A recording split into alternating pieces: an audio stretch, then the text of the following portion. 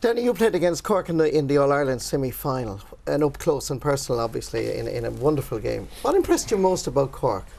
I suppose their use of the ball, really, especially, I suppose, when the man went down. But even before that, like, the whole game, we were talking about earlier on, no ball was bombed in, it wasn't blind, they knew where to pick a man out, and it was crisp, it was 20 yards, finding pockets everywhere where we thought we had it covered. So even when Dalo was talking there in Sunday game, you know, we had a kind of a plan where Johnny kind of come back and cover around the half-back line, but still, that wasn't enough. You know, they were still able to pick out, you know, O'Farrell and Hogan and that, and even Conor Hand ended up for lovely scoring in the full forward line at one stage. So the use of the ball really kind of, as I watched it after, really kind of stood out. Tactics play a role in the modern game, Richie. At least that's what they say. Particularly Clare have adopted a sweeper role with Pat Donlan. From a Cork perspective, what would you be doing if you were a manager? Would you go toe-to-toe with Pat? I don't think so. Just from a forwards point of view, it'd be a disaster to have 7 forwards and 7 backs up there, and even to have 5 forwards and 5 backs at the other end would be an even bigger disaster. So then again, there's no point in leaving them in the full back line because they're not going to hit the ball in high.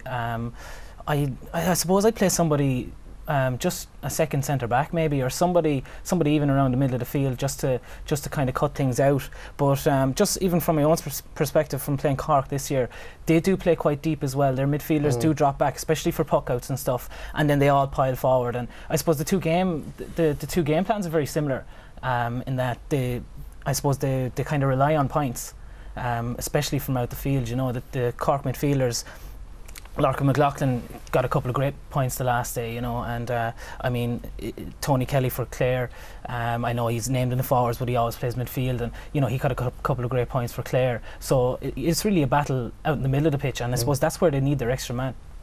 Now, Galway obviously played Clare in the quarter-final, so you had a good view of Clare. What impressed you about their play?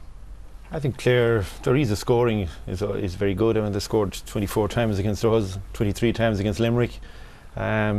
You know, the space that they're creating up front in particular, and Podge Collins and his role out at centre forward, and where he's coming on to a lot of breaking ball. I think midfield, you know, they don't try to win a whole pile in the air, but they're very fast on the ground. So breaking ball, they're fast every breaking ball. They beat anybody on the ground with breaking ball.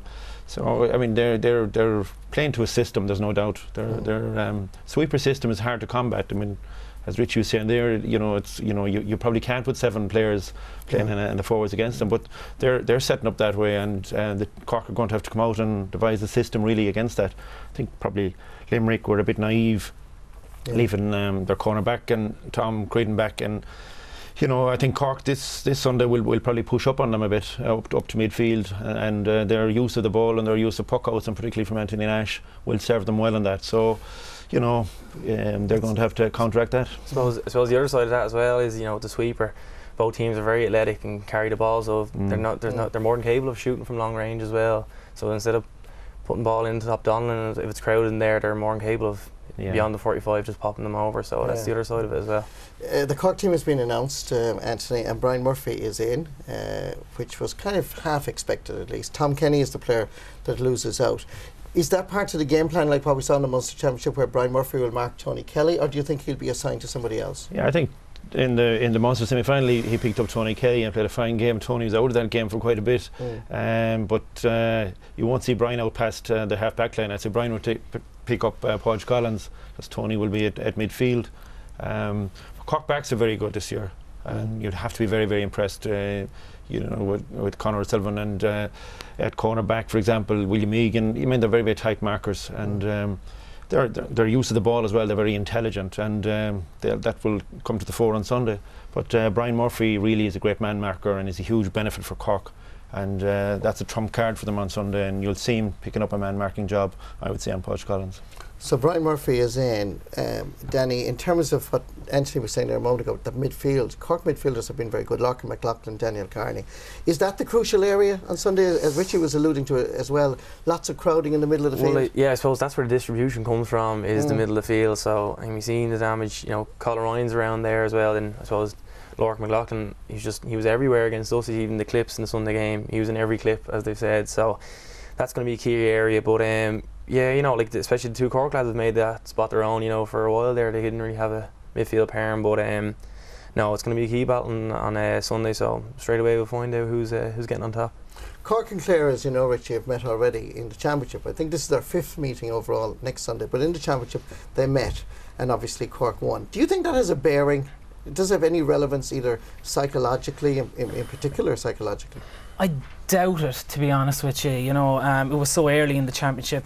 I know obviously from a Clare perspective, they might be, you know, they'll be a bit wiser towards Cork's game, and obviously they'll want to get one over on them after the last day. But it's, you know, it's a different Clare team, really. You know, even like the Clare team that played against Wexford and the Clare team that played against Galway were two totally different teams. Same players, but two totally different teams in the way they played, with the confidence that they played, and the speed that they played, and you know, even the likes of, you know, David McInerney, especially at full-back. I mean, like he's now the best full-back in the country, easily, you know, but the way he attacks the ball, the confidence that he's playing with, and that just comes with winning games, especially a big one against Galway, and obviously against Limerick. Winning the big matches, it really made a difference to him. So I don't think it'll make a difference, to be honest with you. Clare's style would have changed quite a bit as well from that match, where you had Tony Kelly at centre forward. He's gone to midfield now, and they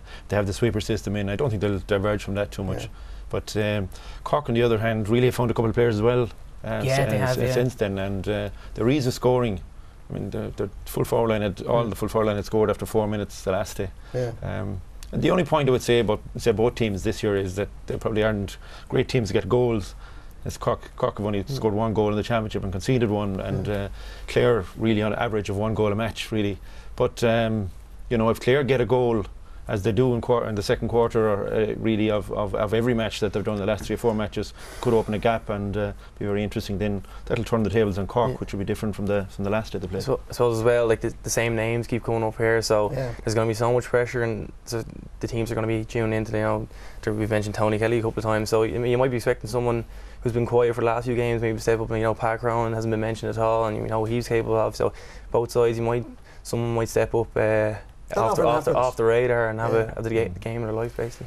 Okay, it's decision time, lads, I had to tell you. So we're going to go to you, Richie Hogan. Who do you think is going to win this All-Ireland?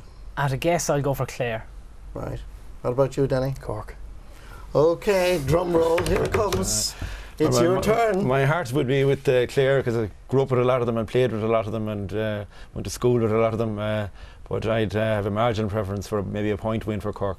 Okay, so Cork to win the All-Ireland according to our Championship Matters panel.